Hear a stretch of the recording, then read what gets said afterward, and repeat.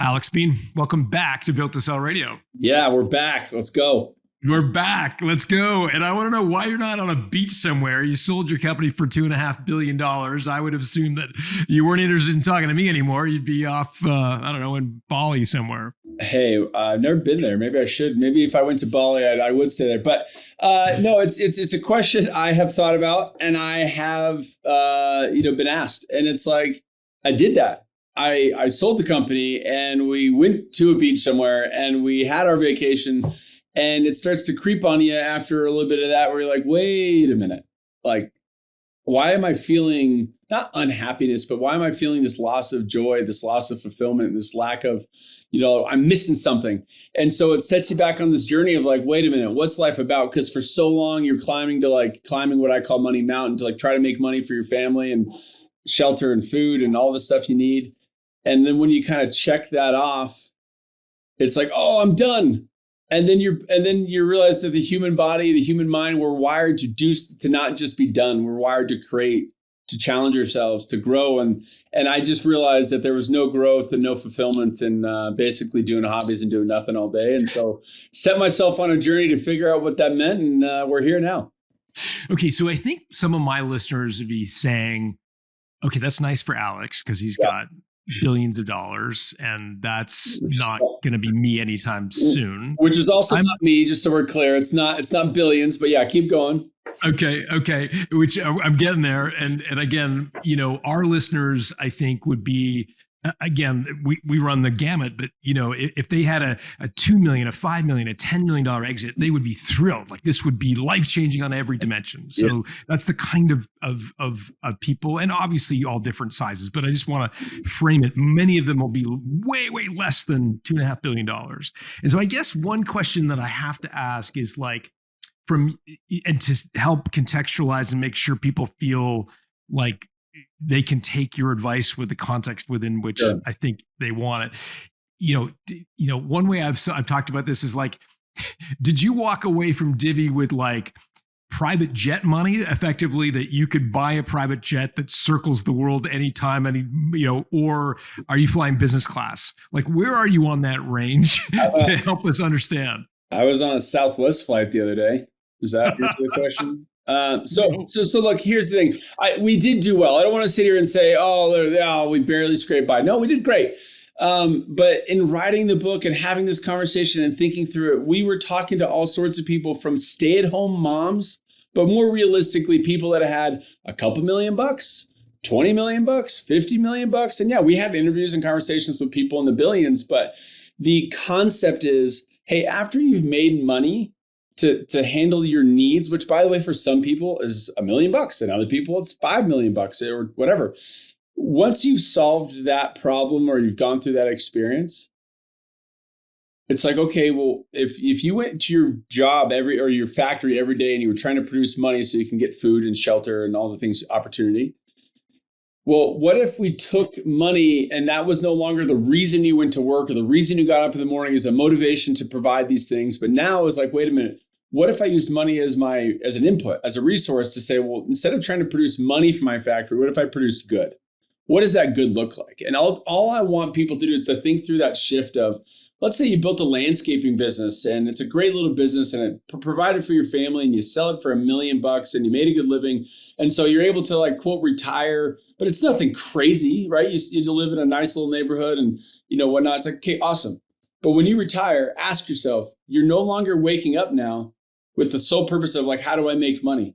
Now your question is going to be different. It's like, well, what's the good I want to put on the world?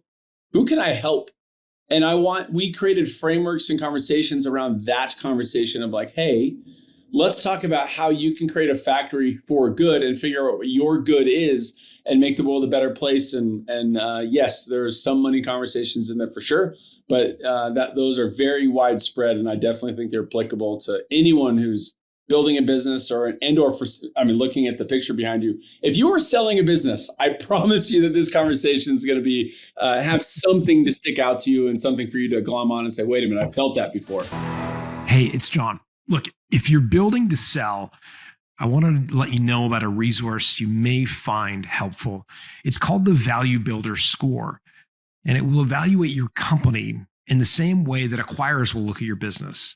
It'll give you a score on the 8 factors that drive the value of your company. You'll also get an estimate of value and things you could do to improve that value over time, whether you want to sell now or in a decade from now. Knowing how the movie ends, I think, puts you in the catbird's seat, gives you all kinds of negotiating leverage. So it's available exclusively through a Valuebuilder advisor. So talk to your advisor. If you don't have one yet, you can go to valuebuilder.com/score. Let us know what industry you're in, and we will connect you with an advisor who specializes in companies like yours. Just go to valuebuilder.com/score. The book is called Factory for Good, and I would recommend everyone get it. I just refreshed myself with the audiobook, and it was great. Really, really, really, really well worth the investment in time. I think one of the principles in the book is this idea that you're on Money Mountain, you're chasing money. In many cases, you're kind of on the lower end of Maslow's hierarchy of needs. It's shelter, it's food, it's like the basics, right? And at some point, you kind of reach the top of the mountain where you've got everything you need. Yep. And then you have to start to ask yourself, okay, well, now what is gonna, if it's not money I'm chasing, what is it that is going to bring me purpose? And I'd be curious to know, in your view, how do people answer how much is enough? Like what's the best way for them to answer that question? That it's not enough. So let me give you an example of this. So I remember driving down the freeway right over here. Driving down the freeway, I was with my co-founder, and we were like, Divvy was moving farther along. We hadn't sold, but it was like moving towards the direction of like success. So, and he goes, Alex, what's your number? Right? Common question. What would I sell my business for? Right? Like, that is a question. Every business owner is like, what would I sell it for? And they all have a number. So don't lie to yourself. There's a number, right? Okay, cool. And I gave him a number. And what was the number? I think I said 20. Okay. I said that was your cut, or that was total? No, that was me. I was like, if I made $20 million, I'm done. Holy cow, I would. That's more than everything. Boom, boom, boom. Yeah. And so that was the honest conversation. Let's fast forward. So it was like a year and a half later, we sell, right? For purposes of this conversation, I will just say it was more than that number. That was my cut. Okay.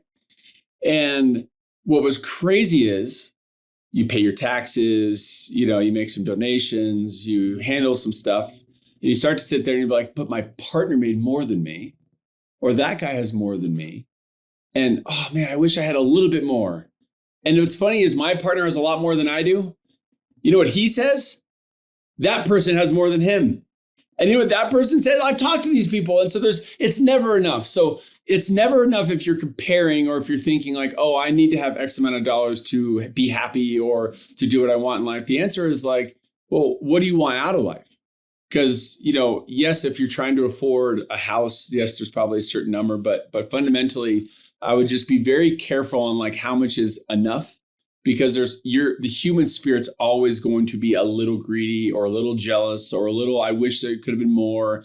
And so I think you should get off of Money Mountain as if there is a number. And by the way, you remember this from the book, but like one of the reasons I wrote the book is I grew up with a great grandfather who was an incredible business person and a grandfather who was an incredible business person. They were both incredible business people.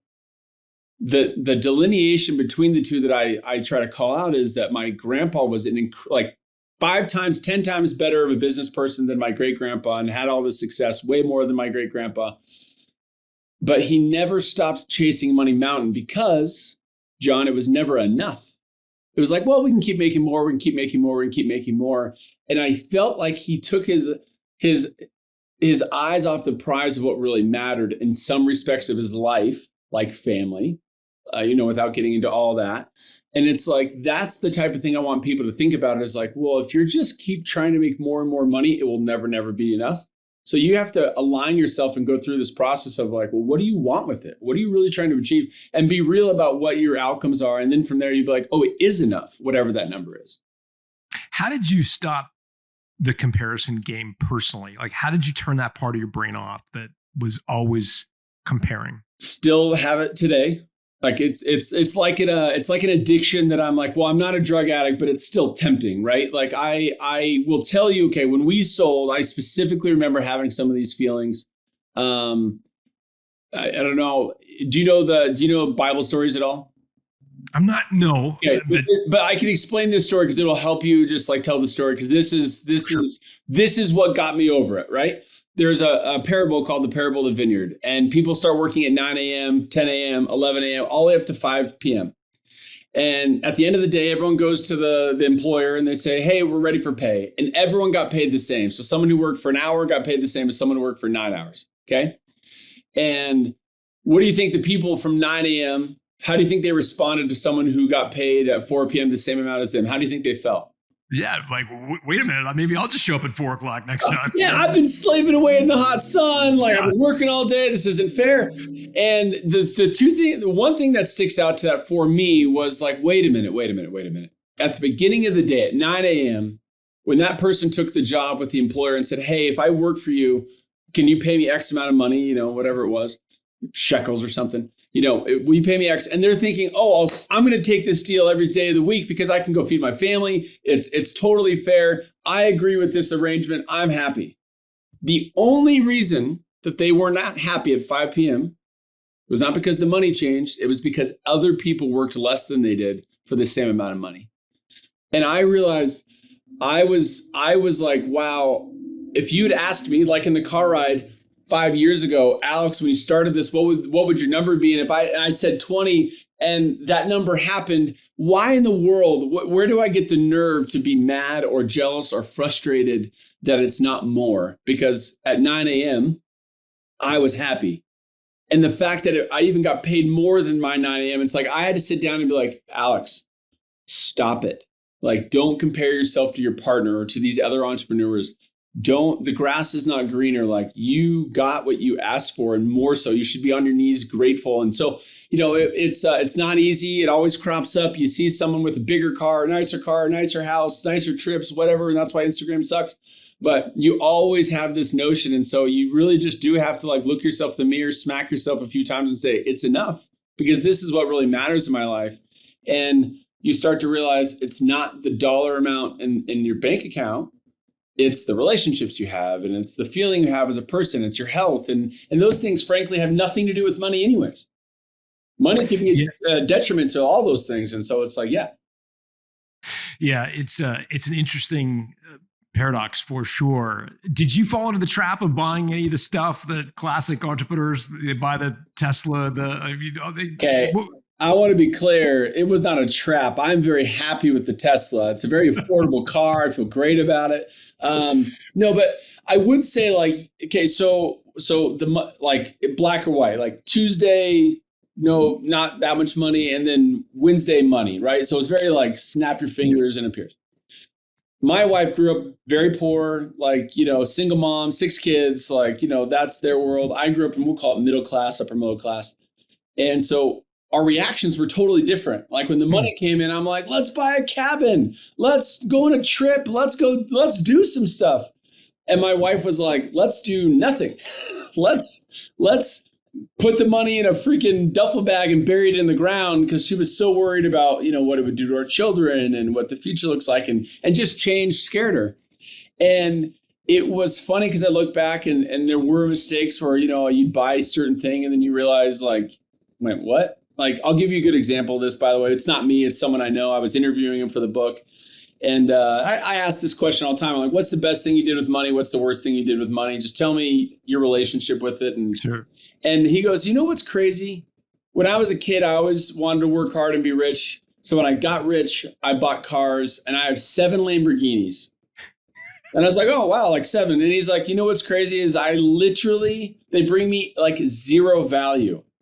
I don't like them. I don't even see them. He's like, they're in a warehouse. He's like, so I'm in the process of selling them because they bring me nothing. And it took him a long time to realize he thought that's what rich people wanted to do. But as he got more comfortable in his own skin, he's like, no, I'd rather work and I'd rather provide opportunity. And so he has this big scholarship fund for kids in his city that can't afford college. And it's like, yeah, it's not the Lamborghinis. This is the thing that brings me joy. And that's what I would say is a good factory for good. But it's that type of stuff. We all fall into it to some degree. I've seen some people incredibly disciplined, but no, I've definitely wandered into the consumer market and made some purchases I'd take back. Yeah. You make the point in the book that big changes in financial circumstances, like i.e. a liquidity event where one day it kind of hits the wire hits and you all of a sudden have more money than you've ever had in your life. It can be very stressful for relationships. Yeah. And we've heard this a couple of times. I had James Ashford on the show a while ago. He's a UK-based entrepreneurial software company. And he said it was fascinating for him because they grew up very modestly. And I'm getting to, I'd love to know your wife's perspective on this or how you and your wife stick handled it. But they grew up very modestly. And so their kids went to the local school because that was the only school that they could afford to go to, the free one that the state provided. They sold their company and all of a sudden they had all these complicated questions to answer, like, well, where do we send our kids? And all of a sudden, it sounds like rich people's problems. It's totally now they're like a problem. But guess what? It's still a problem. That's the thing. I'm like, look, I'm not asking for sympathy, but what I'm saying is like, okay, I'll give you some very good examples of things that like it does force a friction on relationships. And I see this all the time. So I'll say some of my stories, but I'll tell you from other people. Like, what if I told you the American dream is to work hard to build your business and to sell it? What an American dream. Okay. But what if I told you that very dream, the outcome of money on the outside of that dream ends up becoming the nightmare, ends up becoming the reason your family fights, ends up becoming the reason that like you got a divorce. And it's like, people don't realize it. But the reason I'm so passionate about it is I saw this in my own family. I saw money destroy aunts and uncles and grandpas and siblings and cousins and my own family, all of us, right? Like I saw it tear us apart. And so when you're like, well, woe is me, I'm like, no, I get it. I get that it's the world's smallest violin, but having seen it and having talked to and understand a lot of these people, the thing they care most about is their spouse and their kids. But money can come in. And for example, Megan and I had been married for 15 years when this occurred. We were lockstep on everything. We got agreed on everything.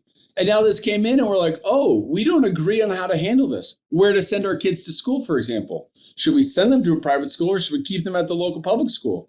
And it seems like, well, that's an easy decision. It's like, well, I know you're thinking that. But then when you start to be like, well, I want what's best for my kid. And you're like, well, what's best? A better education or to just, to be with their neighborhood kids? And it becomes this like friction where Megan and I started to like realize, oh, shoot, we've got to like figure out what we want to do and how we end up in a good spot. Because Megan's worst fear is having entitled kids that don't know how to live on their own and can't become real adults and are spoiled brats. And I agree with her. That's my like worst fear, right? And then you start to think about, I don't want to call out names, but we'll just say people close to you asking for money and needing the money. And think about this conversation, John. Let's say you don't have any money. And I say, John, I really need help for something super important. I won't use these specific things because it'll call these people know. But it's like, I need money for a roof over my head or for a child who's dying of cancer. It doesn't matter. But you don't have any money. What's your answer? Hey, man, I'd love to help, but I don't have any money. Oh, man, that really sucks. I wish I could help, but I don't have the money. It's like it's an easy answer. Let's say that they know you have the money. Okay, mm-hmm. John, I know you have the money. I'm your father, I'm your brother, I'm your son, I'm your best friend. If you don't give me this money, I'm going to lose my home. What's your answer? Yeah. Now I'm really screwed because I'm casting a judgment on the value of the relationship versus my money. So when you say no, I know that you're saying no. It's not that you don't have the money. I know you have the money. And so then there becomes these like, even if you didn't tell the world you had money, they come and they're like, but I know you have money and I need this money and it's very little money to you. And it creates a lot of weird friction in relationship. One guy told me this story and it was fascinating. He goes, Alex, I actually like love to give. He's like, I genuinely like love to give. But I've gone to so many family events where someone tells a sob story and everyone's looking down the table and just say, well, why aren't you going to write the check? He goes to a point of like, I can't even go to family events at this point because everyone's just waiting for me to solve their problem. He's like, my mom asked me to buy her a second home. And I had to tell my mom no. And he's like, it created this really weird thing. He's like, why am I in trouble? Because I said no to your vacation home. Right? It's like a weird, that's like a mind-blowing thing. And he's like, now it's like weird. And his point was, he's like, Alex, without them knowing, I do all these other things for people that never asked for it. And he's like, I love to give, but I was like robbed of the joy of being able to help people because they expected it and they were entitled to it and they're demanding it. And if I didn't give it to them, they got mad at me.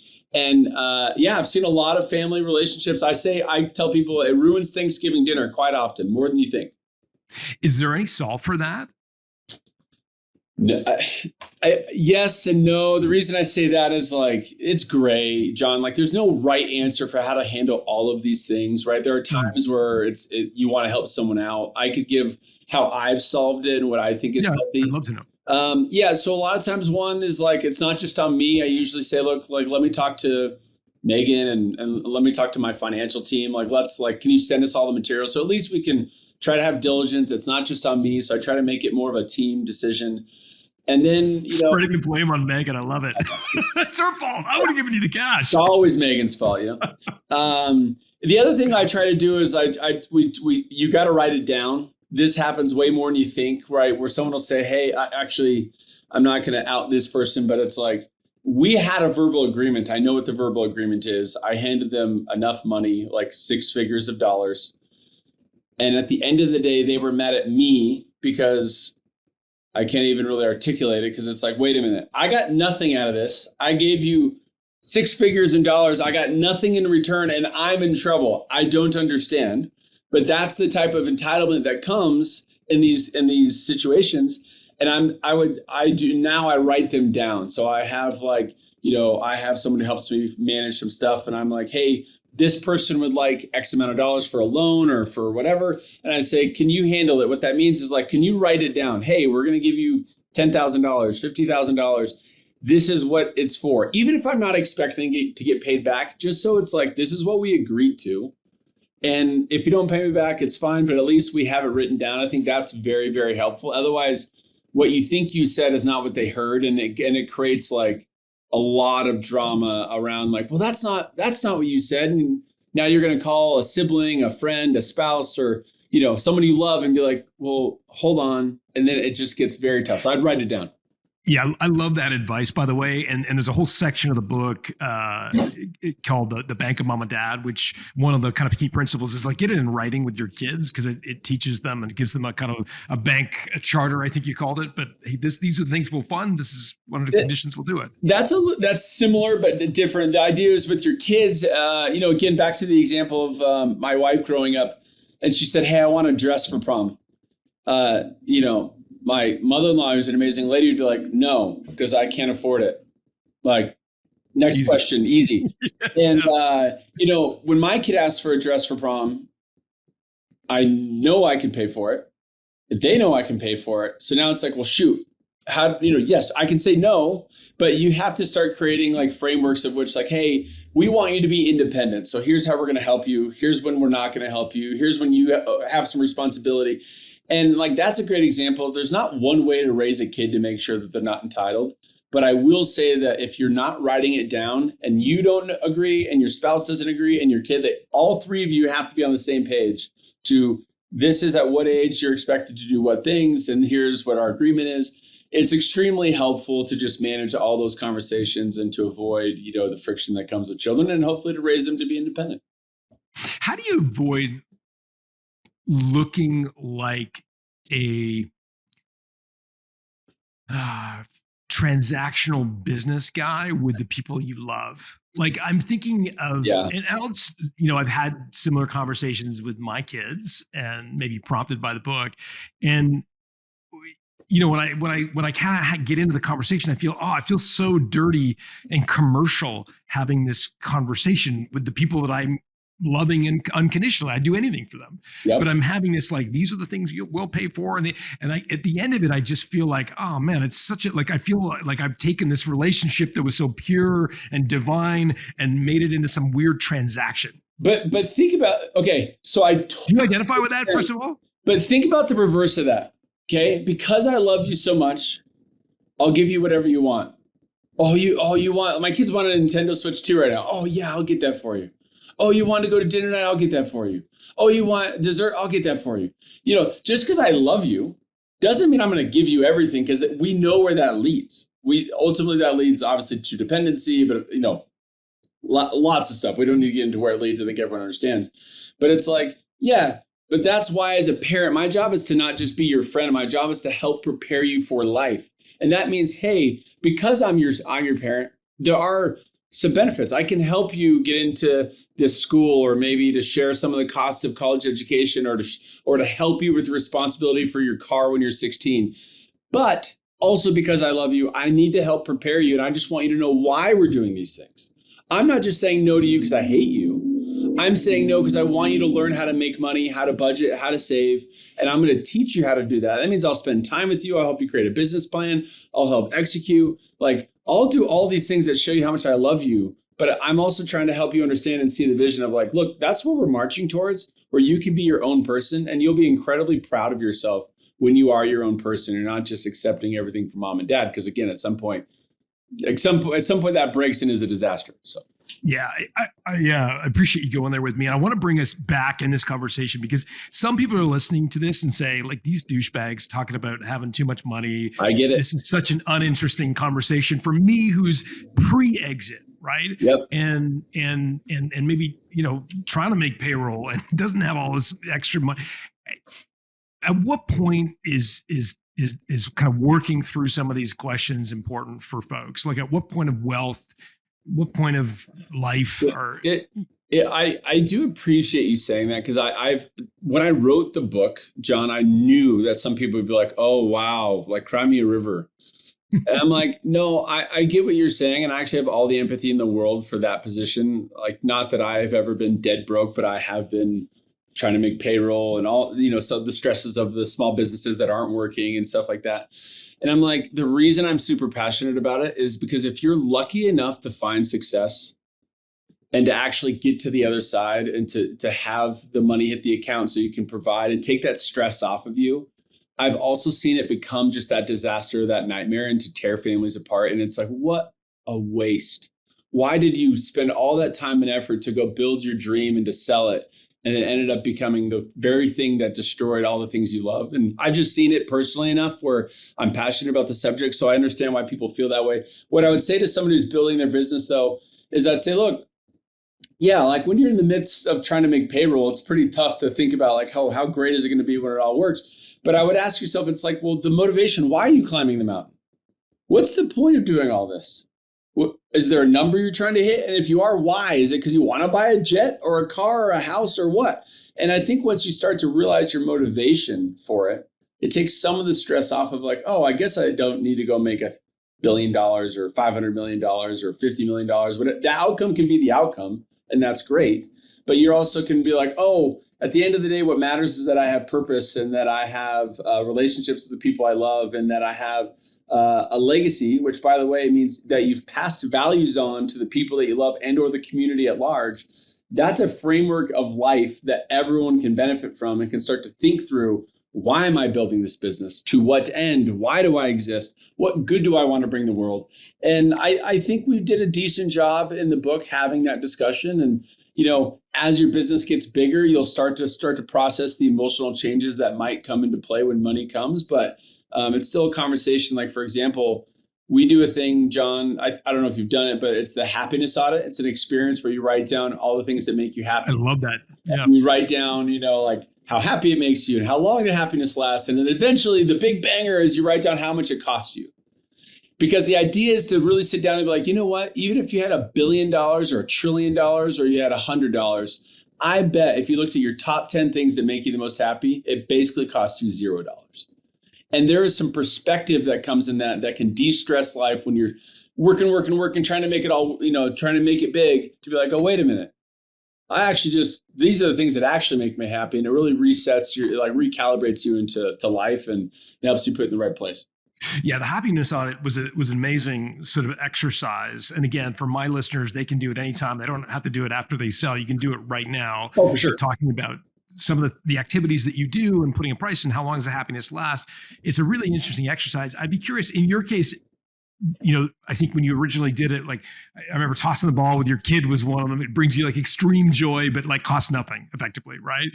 How has your happiness audit evolved since you first did it? You're now on to a new chapter. You've got a new purpose. You've got a new factory for good.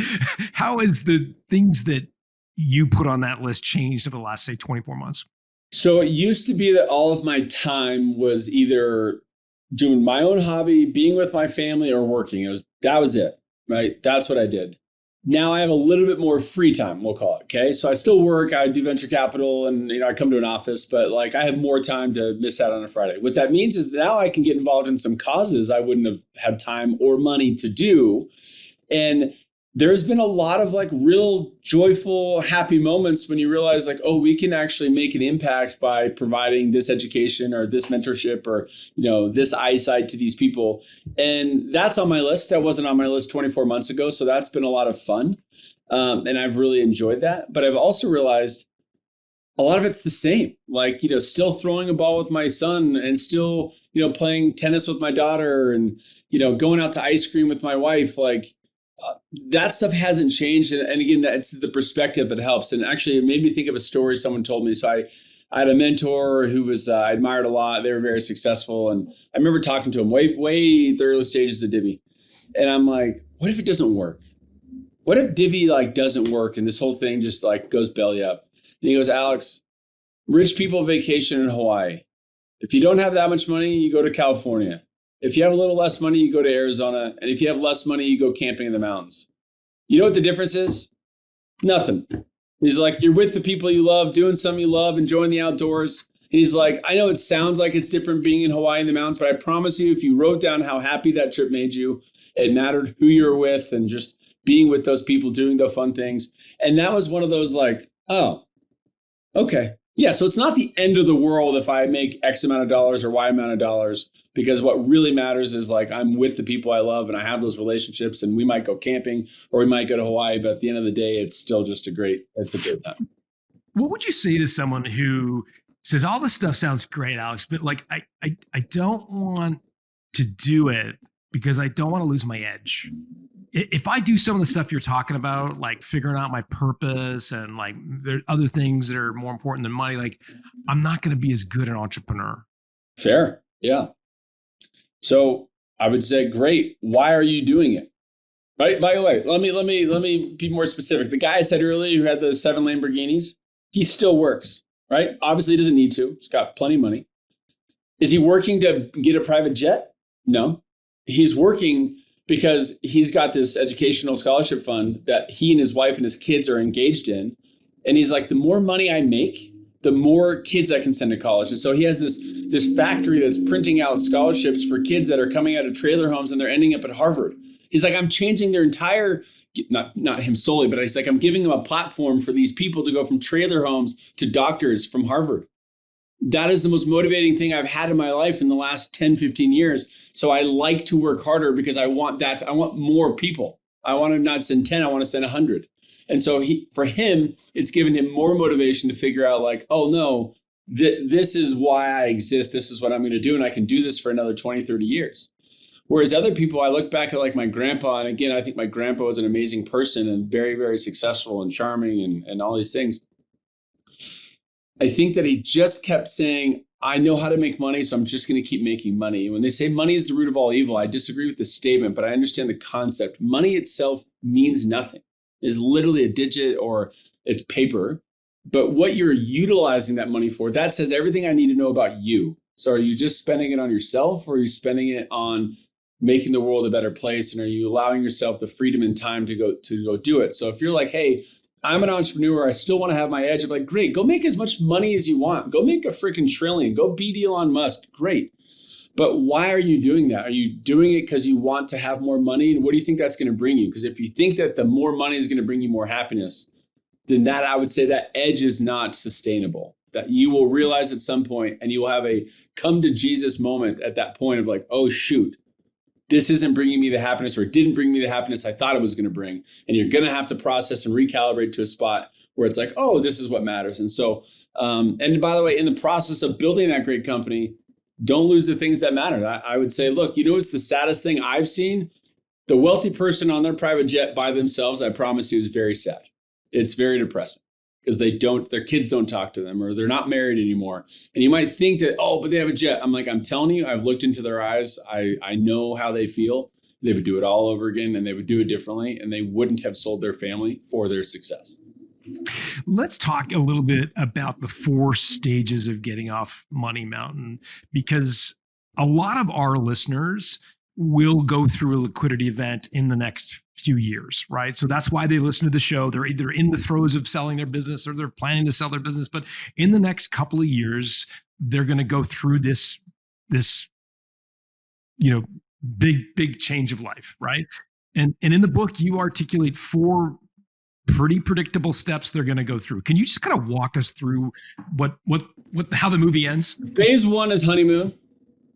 It might last an hour. It might last a year. I have no clue, but you're going to love it. You will be excited. It is fun. Like you're going to feel stress come off your back. I love it. Honeymoon.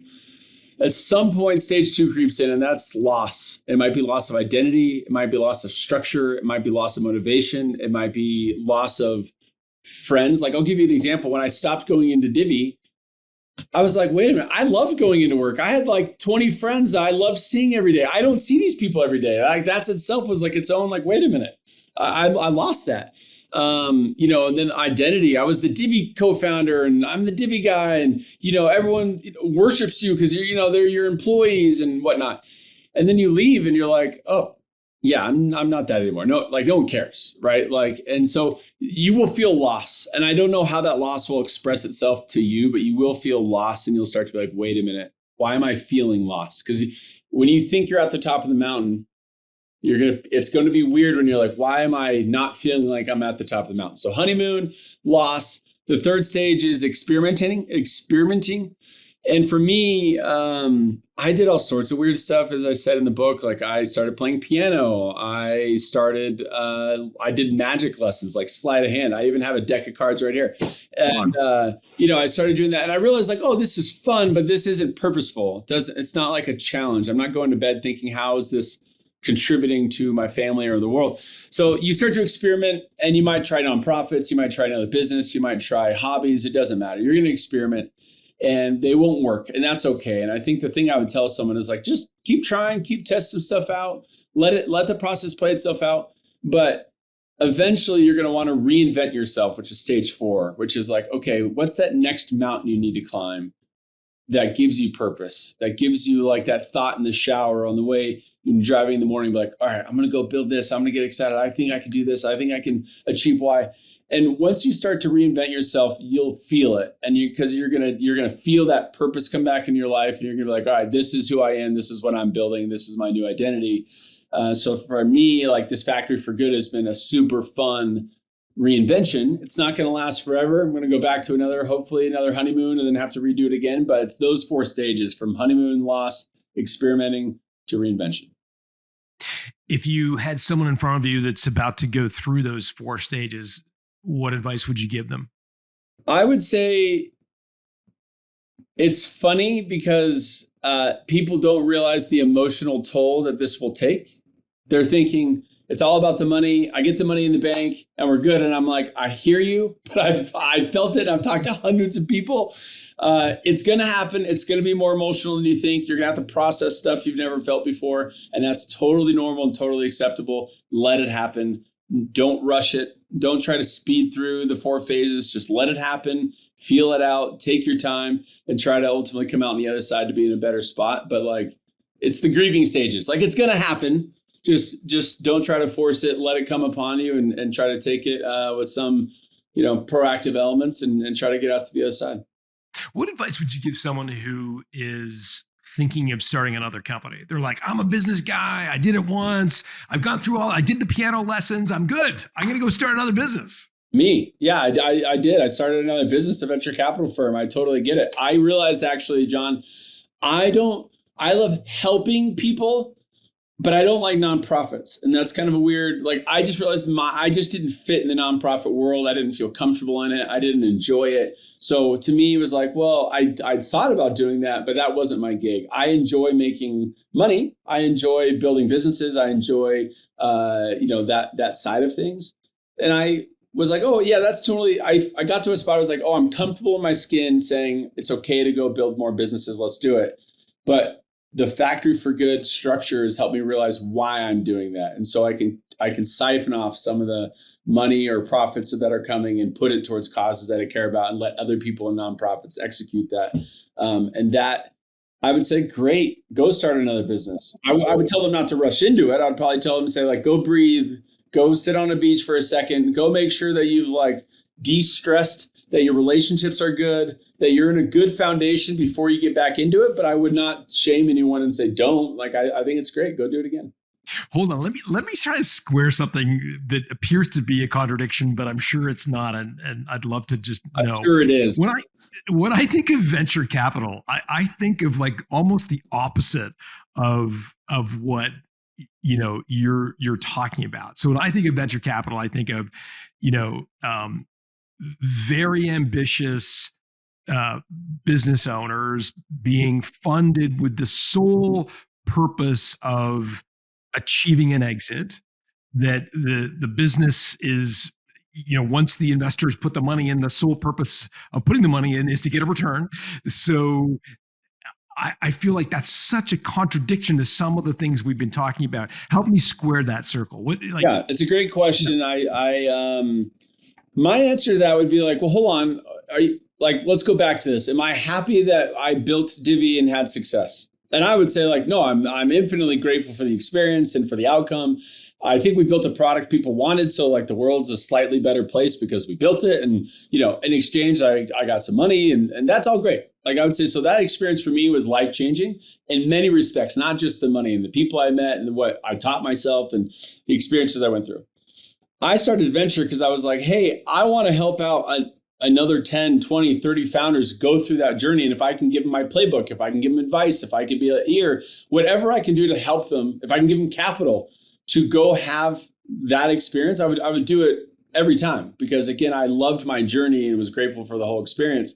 Now, my job as a venture capital is to get a return, right? So like there is some decisions and stuff where you have to pass on certain people. It doesn't mean we're not a charity. But that doesn't mean that we don't roll up our sleeves and really try to help our founders. And I just enjoy that process. So that's why I do venture capital. And frankly, a lot of our LPs are like my friends. And they're people that I said, look, I'm the first money in. I will do everything in my power to get my money out with your money out and to get a good return. We actually told people, if we don't double your money, I'm not getting paid. So I'm just saying, hey, this is a long-term bet where I might freaking not get paid any money, and that sucks. That's on me, but that's okay because I'm trying to make it a win for the entrepreneurs, a win for our investors, and hopefully at the end of the day, if I've done that successfully, it could be a win for me. That's how the venture sets up. But I would also go into it of like, no. I think like creating businesses is one of the coolest things on the planet because you're creating a product that people want because otherwise they won't buy it and it doesn't exist. You're creating jobs. Like I look at Divvy, and when we started, if you had said, what's your goal at Divvy? I would not have told you 25 million. I would have said, my goal is to have a building. I said this to my partner. I said, my goal is to have a building along the freeway with our name on it and 1,000 people in our building that are joining us in our journey to build something special for the world. Now, okay, awesome. That money's going to come. But you look at that and you're like 1,000 people. That means there's 1,000 homes in our area that are being paid. Their mortgage is being paid because we are employing them. And you start to be like, oh my gosh, like there's kids, like how many kids are being impacted and how many homes are being created. And so that to me, that's America, that's capitalism. And so to me, there's a lot of benefit in go create that company, make it positive for your employees, give them good opportunities. If you're able to we created 40 millionaires from Divvy. Really? Like that's life-changing stuff. Their kids are going to be impacted by that. That's awesome stuff. So I'm proud of that stuff. So I don't want to sit here and say capitalism's bad and all that, because I definitely don't believe that. Yeah. I'm glad you brought up the number of millionaires you made out of Divvy. It's an incredible number. One of the things that we hear a lot is the aspiration to create generational wealth. Yeah. And the term actually kind of makes my stomach turn, to be honest with you. I find it to be just really, really stomach turning. But the number of times I've heard on this show, quote, Yeah, I made generational wealth. In other words, my kids and my kids' kids will never have to work. Okay, but think about what they're saying. I know, it just makes my stomach turn. So let me tell you this. Like, we joke in our family, my siblings and I, we joke about the concept of like, what's the greatest blessing in our life is that we inherited no money. Okay, so my grandpa was very, very, very successful, and like no bones about it. Not like, oh, little, no, very, very successful.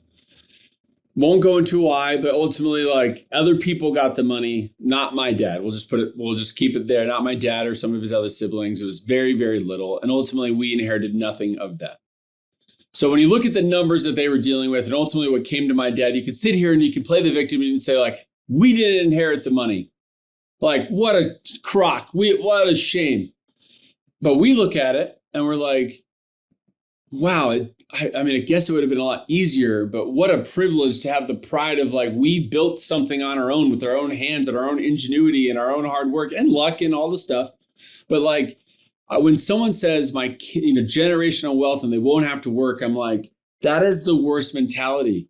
You want your kids to to want to work and to want to build and to want to create. And you might open up a door or two, but if your thought process is like, my kids won't have to work, it's like you're setting them up, honestly, for unhappiness. And I can go into a lot of it. There's a reason you get to that outcome, but so many of those people just aren't fulfilled because they don't have to work, and therefore they never find purpose, and they never find skills, and they never have to go through the challenges that push them to their breaking point, that make them who they are. And it's really sad. I hate the mentality as well. And that's why it's this really hard notion of telling your kids no and not just giving them all the money you had. I would raise my hand and say they shouldn't get all the money you have. They should have to go build their own stuff. And we've gone through that in our family. And, sometimes you wish that you did get the money, but for the most part, we look back, we're like, wow, really grateful that we had to go do it on our own. I think that's a great moment to end this round two. Alex, I really enjoyed this conversation. I think you're an inspiration for a lot of entrepreneurs and a lot of people. So that's fantastic. The book is called Factory for Good. If people want to reach out to you, what's the best way for folks to say hi on social media? Yeah, I'm not really super active I would call myself a lurker on social media, but I would say I'm on LinkedIn. Hit me up on LinkedIn. And then go to factoryforgood.com. We've got newsletters. We've got these happiness audit experiences, the bank of mom and dad. There's a lot of stuff that even if you're in the midst of building and you haven't sold, come and do some of these experiences. And we love to hear from you and have that conversation. So factoryforgood.com is the best place to go. Amazing. And we will put Factory for Good, Alex's LinkedIn profile, along with his venture capital firm links, all in the show notes at builttosell.com. Alex, thanks for doing this. Hey, thank you.